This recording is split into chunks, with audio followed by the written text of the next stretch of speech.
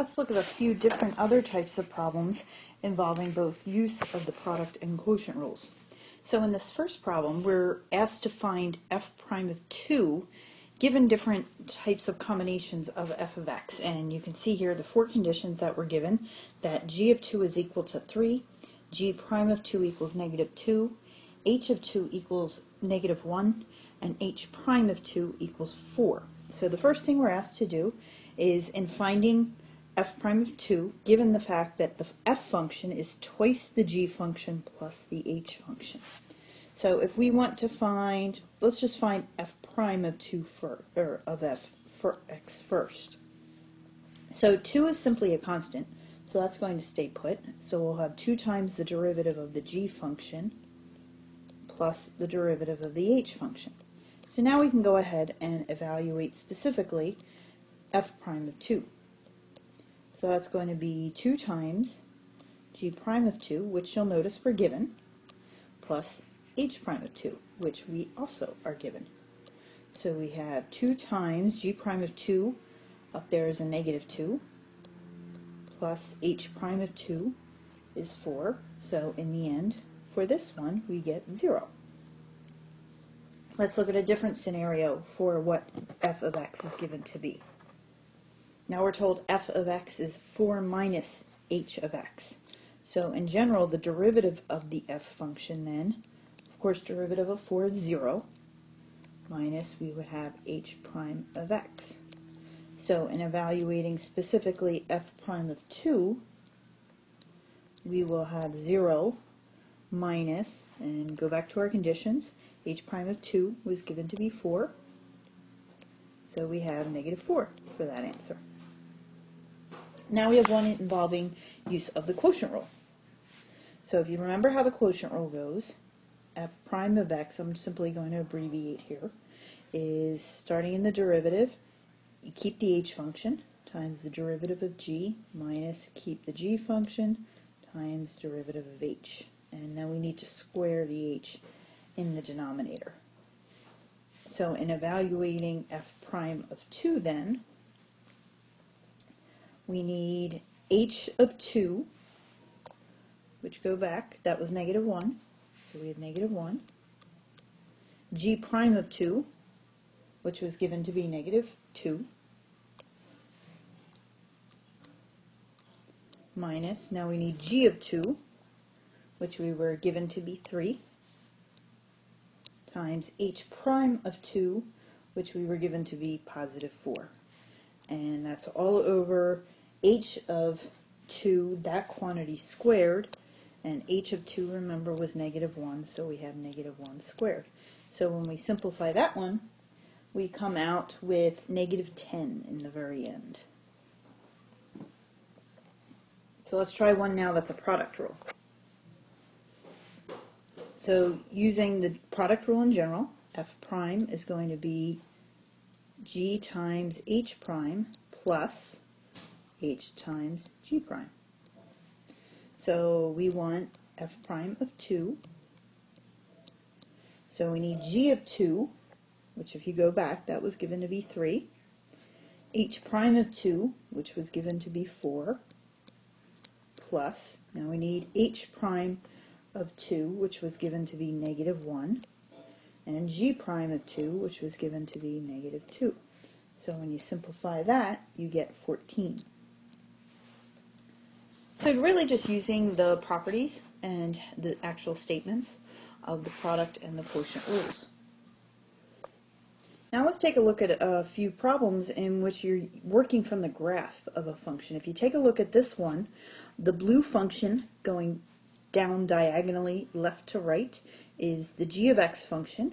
The upside down v, looks like an absolute value graph, is an f of x function.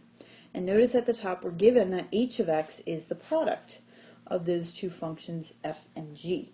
And we want to first find h prime of 1. Now you have to remember it's a product rule. Alright? So if we want to find h prime of 1, we're going to have f of 1 times g prime of 1 plus g of 1 times f prime of 1. And all of these values we're going to get from the graph. All right, f of 1, so that's just the function value itself right here.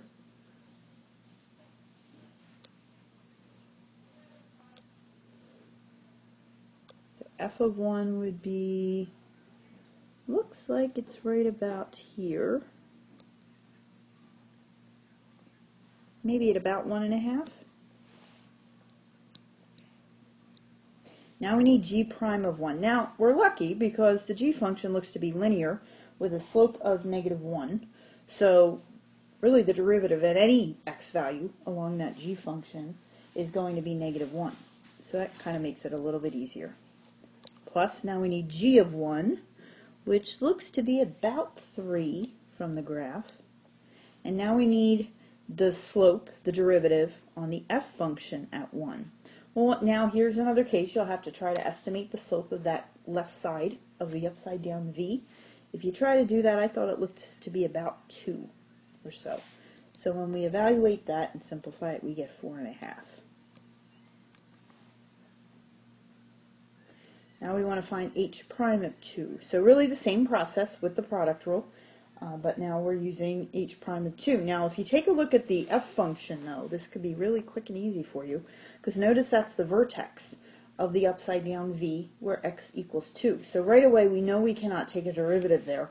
So really without having to do any work at all, we know that one's not going to exist. And that's really because of right there, up there at the top of the vertex of the f function, we have that point, we have that cusp.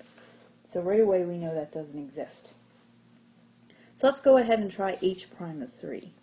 So if we were to write it out, it's going to be f of 3 times g prime of 3. Once again, we'll have to get all these values from the graph, plus g of 3 times f prime of 3. So estimating f of 3 from the graph of f, I thought that looked to be about 2. G prime of 3, remember we were saying the derivative anywhere along that line is -1, so that remains -1, plus g of 3, that looks to be about 1, and f prime of 3, so now we have to estimate the slope over there on that other side of the v going down. Well, we thought the left side was a +2, so this really should be a -2 on the right side of the v. So when we simplify that, we get -4. So let's try one similar to this, but using the quotient rule instead. Otherwise, the same idea, same graph. So remember with the quotient rule, let's just write it out general, k prime. So we would keep the denominator times the derivative of the numerator, then it's minus, keep f, and multiply by the derivative of the denominator, and it's all going to be over g squared. Right? So once again, we'll be getting all of the values we need from the graph. So the first thing we need is g of 1. So we had thought before that was 3, so let's just keep it that way. F prime of 1, remember that was what we were estimating for the slope on that left side of the v, which we estimated in the earlier problem to be 2, minus, now we need f of 1, and that's what we thought to be about equal to 2, and then g prime of 1, remember the slope anywhere on that g function really looks to be -1, so that's all over g of 1 squared, so that would be about 3 squared. So if we simplify that, give it a shot, you should get 8/9. So now same thing at 2. Now once again, remember that vertex, so right away we know this doesn't exist. And it's really because of that vertex. When we get to the point of doing f prime of 2, that's really where the problem's going to lie. So we got one more.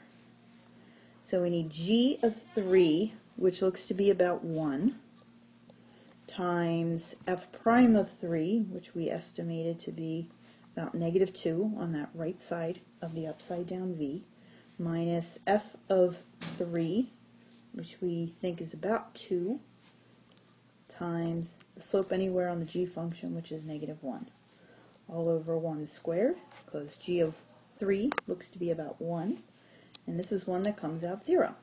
So this is just another example of how you can use product and quotient rules coming right from the graph of given functions in order to figure out other combinations of them, and really composite functions as such.